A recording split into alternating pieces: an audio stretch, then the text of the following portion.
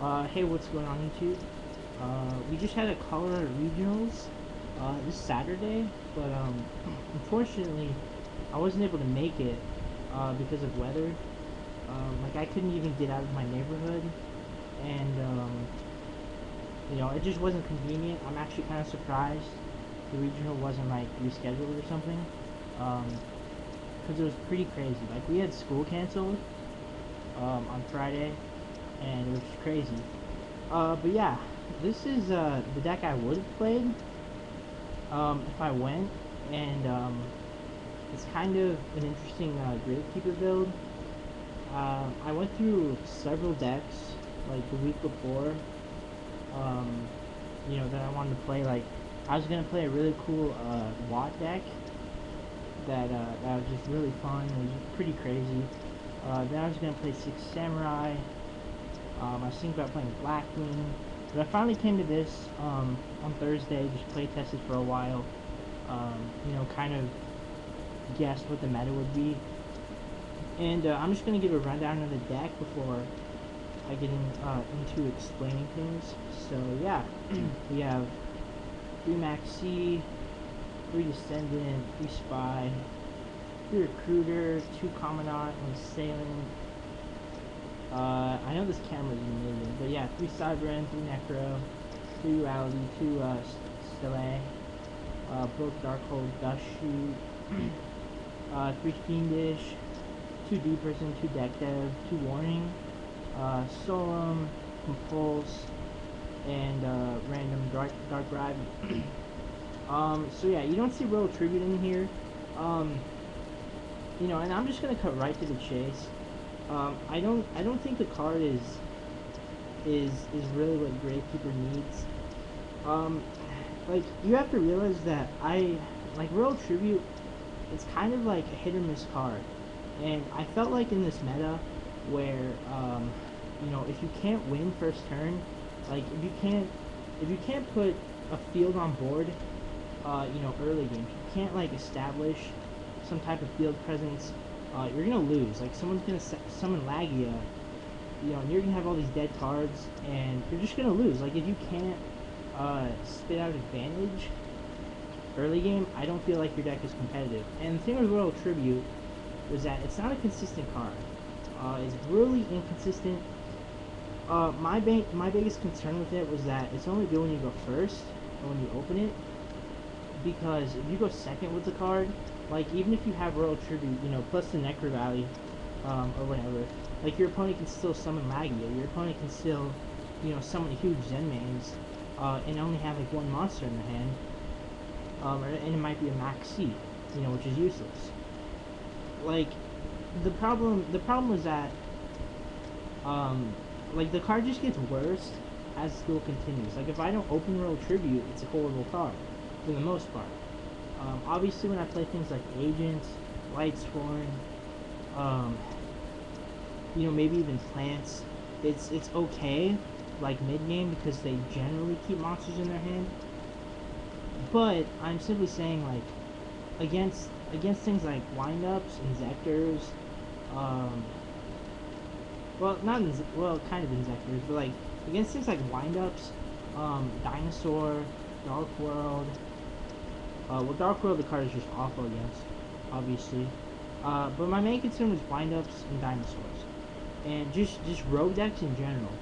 Like, if I don't have the Royal Tribute first turn, it's gonna be useless. Like, I can't be like topping Royal Tribute turn 3, in a duel against Dino, but have no way to actually deal with the Dinosaur, with the Lagia.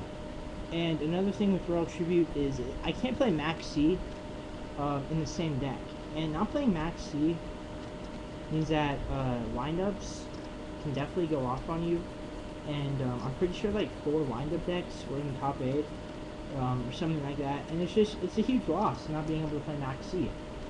Like, it means going second is a huge disadvantage. Like, when you go second but you have Max C in your hand, you're kind of going second, but like if your opponent's some of the Rescue Rabbit, or a Zen Mighty, or something like that, you're not really going second because you're gonna press off it. And like I just felt Royal Tribute wasn't a consistent card. Like there's so many combinations of awkward hands you can have with it. So many just like bad hands. Like if you do the actual math behind it, the odds of you opening Necro Valley plus Royal Tribute is 25%, I believe. It was calculated a while ago, but it's around 25%, and that's implying that you go first. Okay, so the times you're gonna open Royal Tribute plus Necro Valley, and that's including 3 Commandant, and I only played 2, and that's even including Duality. It's gonna be around 12% that you're gonna open Royal Tribute plus Necro Valley and go first. And on top of that, you can't be playing against Dark World. You can't open multiple monsters, and your opponent has to have multiple monsters too. So like when you get right down to it, you're not gonna like win. You're not just gonna go Royal Tribute, good game, like as many times as you think. In my opinion, it's a really overhyped card. I mean, it's a good card, but like you just can't get obsessed with it and base your deck around it, which is what I feel too many Gravekeeper players are doing. So yeah, I'm done explaining why I didn't use Royal Tribute. So I'll just like explain the deck itself. Since I spent like 6 minutes explaining one card. So I mean, it's a fairly standard GK deck. Like I feel like the addition of Maxi is amazing. It just makes your bad matchups substantially better. And I felt like the only times Gravekeepers would lose was when they got overwhelmed with big monsters and big synchro plays and things like that. And Maxi just helped to kind of mitigate that issue altogether. And I was playing 3 Malefic Cyberend, as you see over here, because it's a deck devastation virus target, which is huge. This card is broken. It's the new Crush card easily, if not better, in my opinion. I mean, that's just my opinion, but yeah, like this card just single-handedly destroys like every deck that's relevant. I mean, even against the average rogue deck, it's still a good card. It's just, this is a Royal Tribute. Like, this is a Royal Tribute. There's no reason to play Royal Tribute and I can just play this.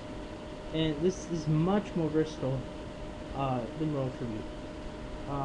And Malefic Cyberend, I was using this over Malefic Stardust Dragon, which I know most people aren't doing. Just because this card gets over Grapha, Hyperion, Stardust Dragon, just big synchros in general, big monsters in general, and I felt like that was really, advantage of the card people were overlooking, just because like it's huge in the Dark World matchup to be able to summon a monster that can attack over Grapha without having to waste like a Dark Hole or Book of Moon or a Descendant effect on it. Now I was pretty sure Dark World would be the most played deck, just because it is a regional, a Colorado regional. Like, it's a cheap budget deck. It's accessible. It's fairly good. It's definitely not bad. And I went to a local like 2 weeks before the regional, and tons of people were playing Dark World. So I just figured that it was definitely worth playing Cyberends over the Stardust. Like, I know Stardust protects Necro Valley, but that's really not as relevant as you think. Like, I'm not just gonna go like activate Necro Valley, summon Cyberend like first turn, just for chuckles. It's not something you set yourself up to get negged on. Like it's a combo that you reserve, or if you have a deck devastation virus, then obviously it doesn't matter if they have an MST. But yeah, there's nothing really that surprising in the main board. Like, if you have any questions, then ask. But like I like the One Dark Bribe. If you have to make a push with like Cyberends, they're great. Compulse is just really good in general. Right now, I didn't use Wonder Wand. In my opinion, I think Wonder Wand's awful. Like Wonder Wand is kind of like the draw card engine that Gravekeepers don't need. It doesn't contribute to the deck's like win condition. It doesn't give me like anything I need. That's just what I feel like. It doesn't give the deck anything it needs. Like I really don't need to draw 2 cards at the cost of giving up, any of these monsters. Like it's obviously decent with Recruiter, but like there's just adding too many inconsistent variables to the deck. I really just want to play a straightforward, consistent, GK deck. So yeah, I'll show you guys the sideboard, which is actually really cool. The sideboard was like half the reason I wanted to play this deck, because it's pretty surprising. So yeah, I will show you that.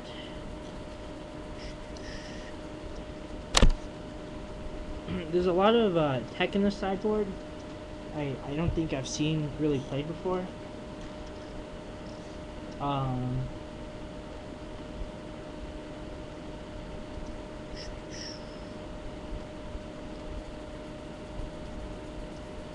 Alright, so this is what I was citing. I guess I'll just describe each card individually. I was citing the Royal Tributes. I mean, if you're not maining it, you'll probably be citing it. Agents, obviously going to be a really popular deck. People, tend to play Lightsworn all the time at the regionals. There's literally like 10 people who show up at every regional playing Lightsworn. It just makes me crazy. But, things like Agent, Lightsworn, sometimes I'll cite it in versus Inzektor, if I saw they were using, like, Mystic Tomatoes. It kind of just depends. You really just take it match by match to see if you side this in or not. Secret Village of the Spellcasters. This card is really fucking good, and nobody knows what this card does. Like, I swear, I want to go make a Spellcaster deck just because of this card. Like, I don't care what the rest of the Spellcaster deck is, but I just want to play it because of this card. And I think, like, in future formats, like, once the format slows down, once things like Inzektor and Dinosaur hit, this is a card to watch out for, because most of you probably don't even know what it does. It's a field spell, and if you ever face a Spellcaster type monster, aka all the GK monsters, and your opponent doesn't, then your opponent can't activate spell cards. But on the flip side, if you don't have a Spellcaster monster, if you don't have a Spellcaster type monster, then you can't use spell cards. And I don't side this in versus a huge amount of decks. Mainly just Dark World, in like turbo type things. Like I honestly figured I'd see like Chainburn, because everyone wants to play fucking Chainburn now. But I'd see things like Chainburn, Dark World. You just side this in random matchups, but mainly Dark World. It completely shuts down Dark Worlds. They can't do anything.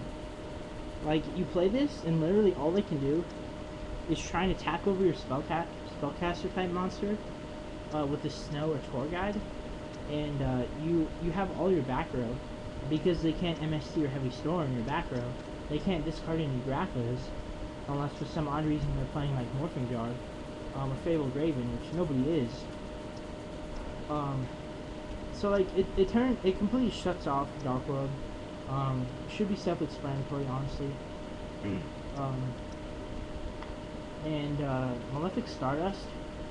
I was citing this in matchups where I felt like my opponent would have to get rid of my Necro Valley. So basically in Zektors and windups. Definitely in Zektor, pretty obvious. They can't equip Torrent from the Grave if Necro Valley's out. So you just summon this and turn off all their MSTs and Dust Tornadoes that they side in. Like, this card is a lot better game 2, game 3 when they side in more removal. And then 2 MST, I feel like if you're not maining this, you kind of have to be siding it, like, just like, you set it in randomly. I'd probably set it in against Insector, windups, hit the factories and stuff. If people want to side Shadow Mirror, you know, then MST can hit that if I need to. But honestly, Shadow Mirror is not that game breaking against this deck. Yeah, I cited a pair of skill drains. This was kind of like my surprise card. I love skill drain to death. You know, it's one of my favorite cards. And like you cited it a lot. And I just figured people wouldn't know how to play for it. People wouldn't be expecting it. You know, since this is Gravekeepers, like why are they deciding on skill drain? But it's really good with the Malefics, obviously. So yeah. I started the third deck dev. Just anything that's good against, I'll typically side in the third. And a misconception is that this card's bad against Dark World, when it's actually not. It hits Tour Guides, and it hits Brow, which are two like huge cards. It basically turns their deck into 3 snow, and if they don't draw any snows, or if you already got rid of the snows, then you just win the duel. Because they have nothing to summon to bring back Ratha, and they have nothing to discard because you discarded all their snows. I mean, all their Tour Guides and Brows. So, and then Bottomless in the third D prison, mainly Dark World. I side in the Bottomless, you know, versus random matchups like Karakuri, Agents, Lightsworn, you know, Monarchs, Inzectors because it hits Centipede, you know, just things like that. And 2, Bandy's Emptiness. I want to talk about this lastly because I think this card is really interesting. It's been around for a while. It's you know, it's been relatively quiet. But I think the majority of people know about it. I think it's really overhyped, like for the hype it has seen. But it's really not something you can just splash in every deck. And I was either gonna side these or Prohibitions. I cited these mainly just because I couldn't find any Prohibitions, but it's a really interesting card. I didn't get to test much with it, but like I think I would side it in versus like windups, dinosaur, a lot of rogue matchups like plants, you know, just things like that. But I wasn't comfortable maining it because it doesn't it doesn't do anything on its own. It turns off my Cyberends and it turns off my spies, and I felt like playing Cyberend was a much more you know, important thing than maining these. Like this is a good card, but it's really not like a staple. It's not really something you can just splash in every deck. You know, it's kind of like skill drain in the fact that you have to play a deck that supports it. But yeah, I don't know. It was just an interesting card to side deck. I really didn't get to play test much with Bandy, but I'd probably keep it. You know. So yeah, that is my deck. The extra deck isn't really that relevant. So yeah, if you guys have any questions, just let me know. I'm mainly just waiting for the ban list now, since I haven't liked like this entire format.